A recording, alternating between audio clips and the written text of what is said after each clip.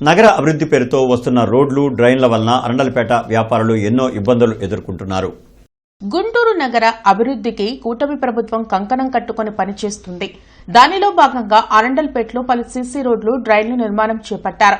గత నెల రోజులుగా రోడ్ల నిర్మాణం వలన వ్యాపారస్తులు, వాహనదారులు పలు ఇబ్బందులు ఎదుర్కొంటున్నారు.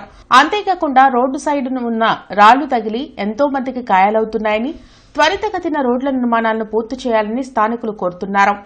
కొద్ది రోజుల క్రితం అరండల్పేటలో సీసీ రోడ్డు వేయడం జరిగింది. చాలా చక్కగా రోడ్డు నిర్మాణం జరిగింది.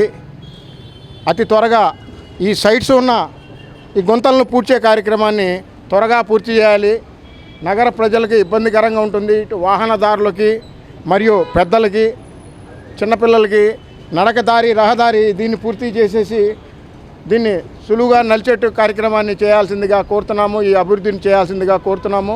మిగతా కార్యక్రమాలు చాలా చక్కగా చేస్తున్నారు. సైడు కాలువలు కట్టడం జరిగింది, మరియు చక్కటి సీసీ రోడ్డు వేయడం జరిగింది.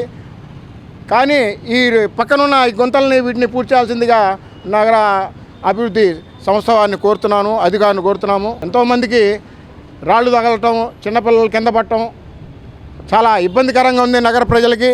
దయచేసి అధికారులు దీన్ని దృష్టికి తీసుకురావాల్సిందిగా చేసి ఈ కార్యక్రమాన్ని పూర్తి చేయాల్సిందిగా కోరుతున్నాము. గత నెల రోజుల నుంచి వ్యాపారస్తులకి చాలా ఇబ్బందికరంగా ఉంటుంది. ఎవరైనా ఇటు రహదారిలో రావాలన్నా కూడా చాలా ఇబ్బందికరంగా ఉన్నాయి. వాహనాలు కూడా ఇబ్బందికరంగా ఉంది. కేవలం కానీ ఒక నడకదారిని కూడా దీన్ని పూర్తి చేసి చక్కగా నడక వచ్చేట్టు చూడండి. వ్యాపారస్తులకు ఇబ్బంది కలగకుండా చేయాల్సిందిగా కోరుతున్నాము.